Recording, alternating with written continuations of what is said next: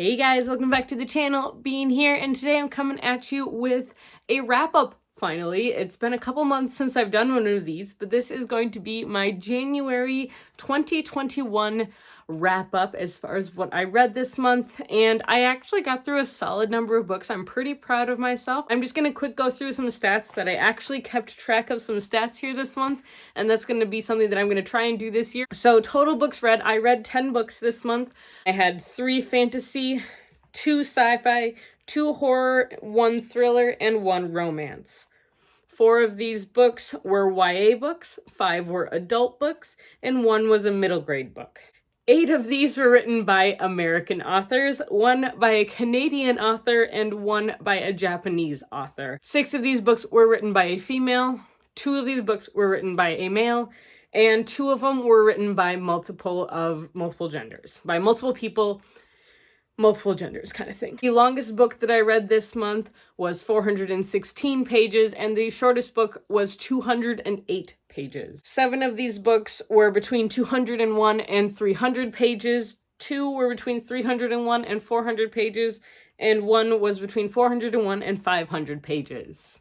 Now, the total number of pages I read this month was 2,633, so that's not bad. I'll take that for now.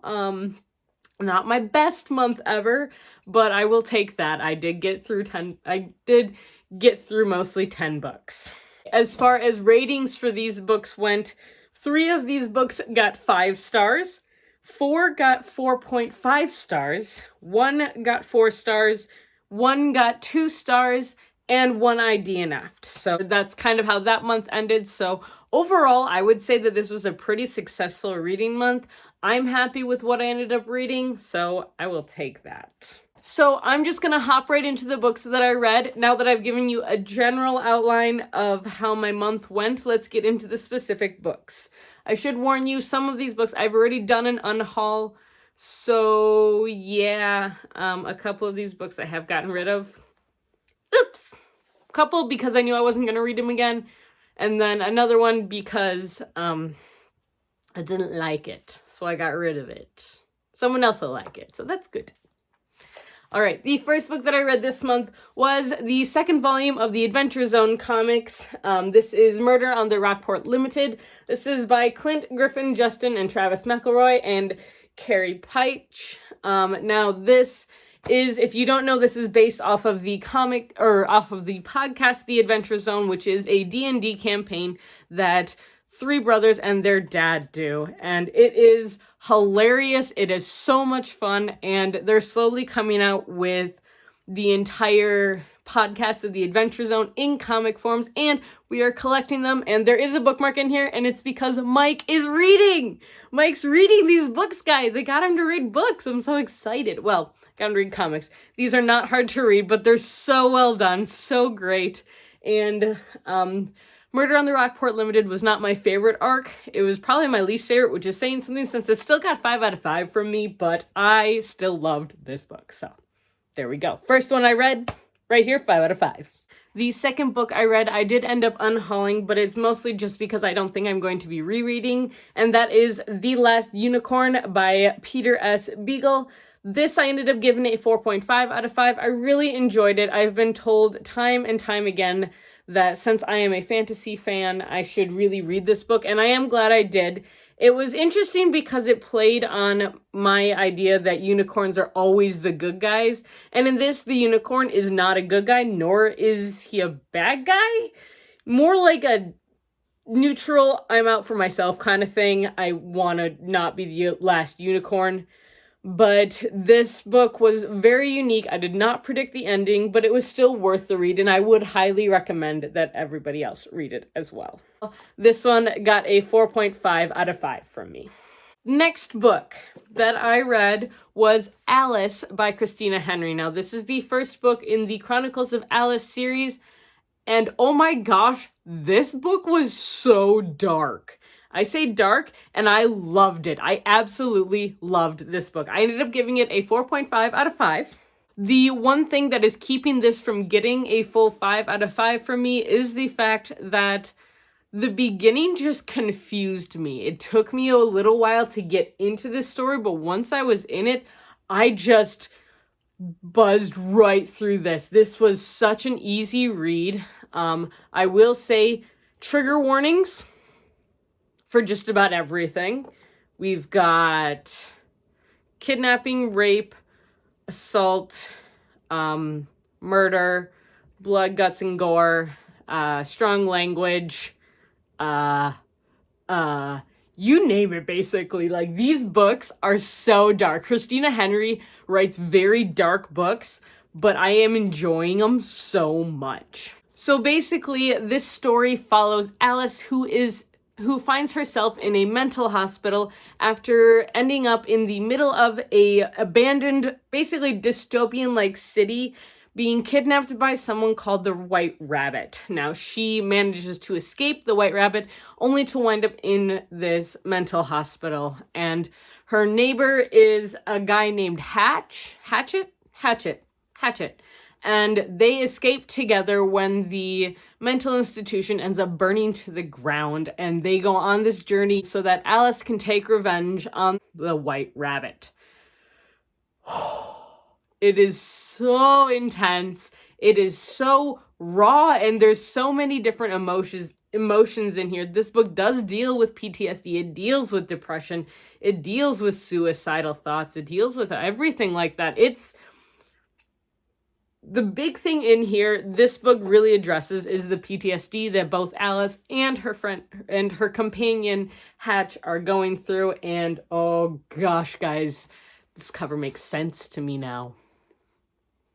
Yes. So 4.5 out of 5. The only reason it didn't get a 5 was because the beginning was a little slow and a little confusing because it is told from the point of view of someone who is not sane. So keep that in mind. Highly recommend, but trigger warnings for everything.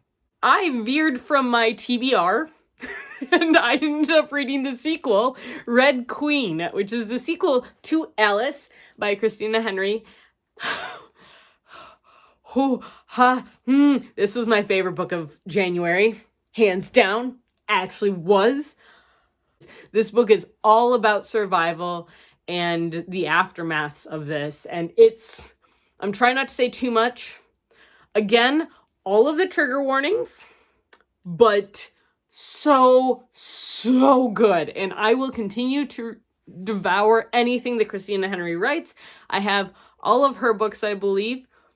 Yes, because I went out and I got there's a set of novellas that also goes with this duology called The Looking Glass, and it's 4 novellas that you read after the duology, otherwise it does spoil parts of it for you, so don't do that. That's bad. And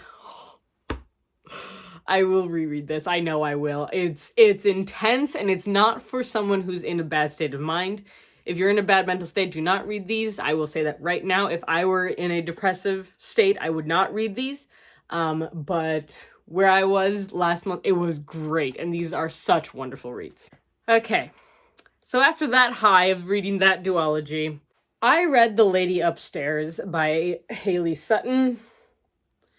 And I DNF'd it at 57 pages because I could not find anything in this book that I enjoyed. I enjoyed the premise of it, but unfortunately for me, it just did not live up to the premise really at all. This follows, I don't even remember her name, honestly. Our main character is a bounty hunter of sorts, and she basically, what does she do?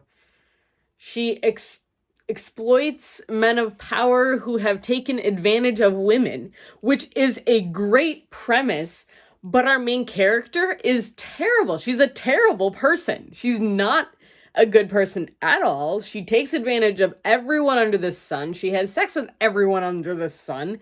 And I just, I had a feeling that I knew what was going to happen, and I was only about 30 pages in, and that's not what I wanted to read.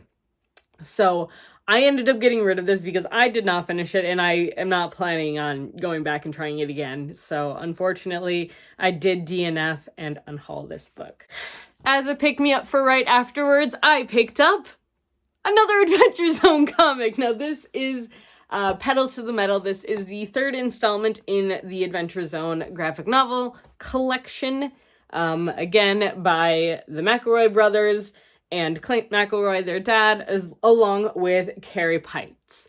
Now, this one was, again, another 5-star for me, but part of the reason is because this podcast for me is super nostalgic. Mike and I were listening to this podcast when we started dating, and through the end of through like the middle of, 2 years ago is when we finished the actual story. And oh my gosh, it brings back really good memories. And so I just have a positive association with this podcast and with this story, and the characters are so much fun. They're so great.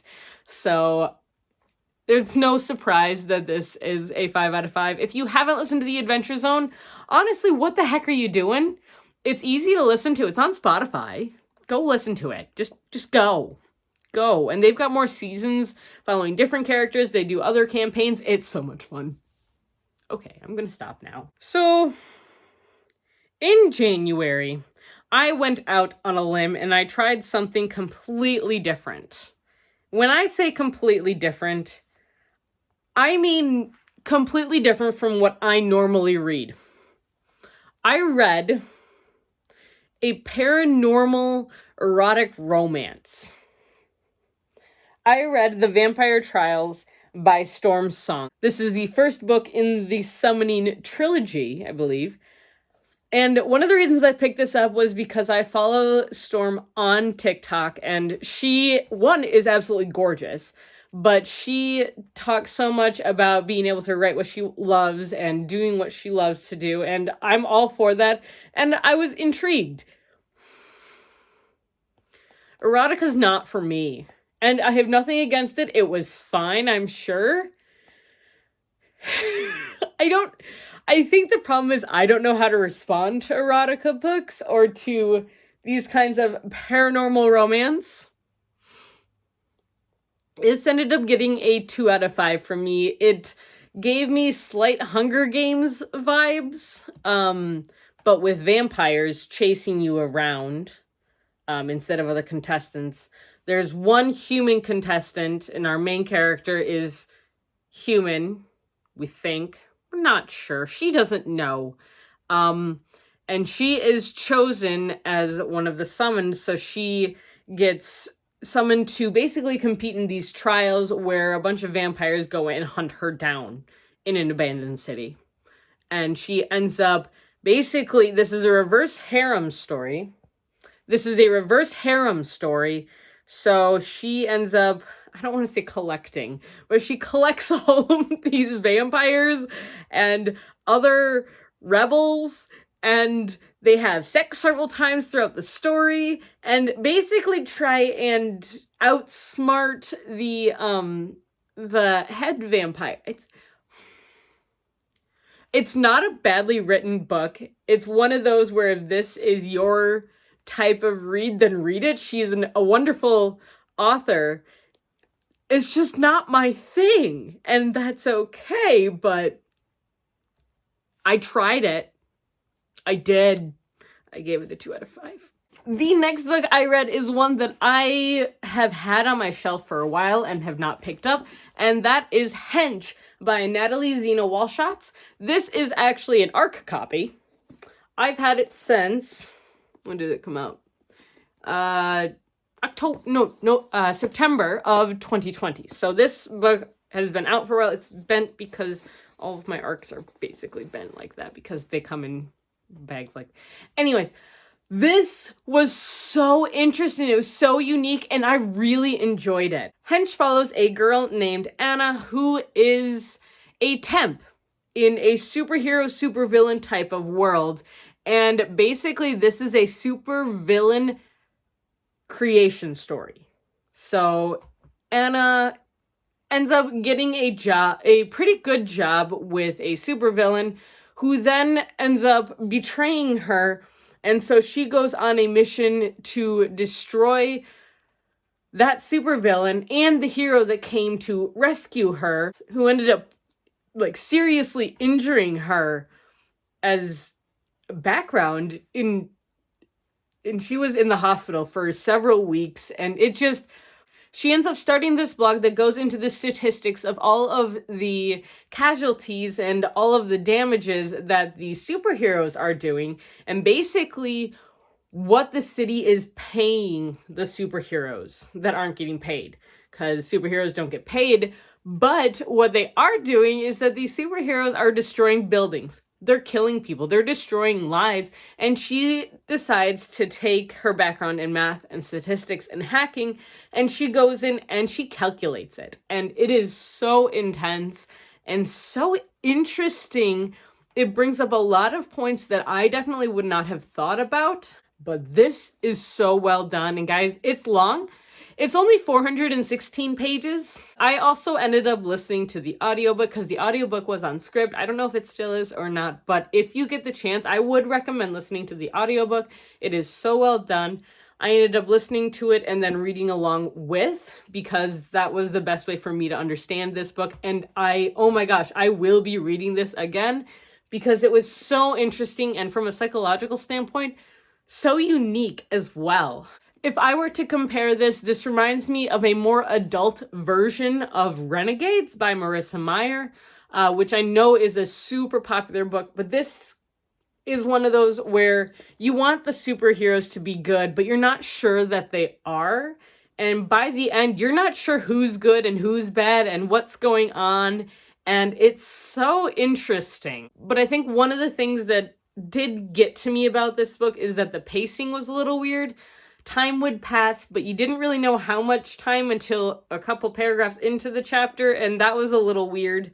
The chapters were weird because there's only like 5 or how many? There's only 8 chapters in this book. But each of the chapters is like 100 and some odd pages long. So that's interesting. There's also parts like this that are done in text message, which I did think was kind of cool. But the chapter thing really threw me off as far as reading a chapter at night. Be like, well, I've read 100 pages. Why am I not at the end of the chapter yet?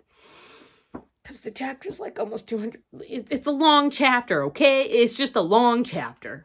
So be prepared for that. But yeah, I know I've been kind of blabbering on, and this isn't the most organized review. But in summary, let's do a quick summary here. Anna basically is a huge fan of statistics, and she ends up creating an organization that does pranks and creates inconveniences for superheroes as well as supervillains, and she is, in essence, the most morally gray character I could find.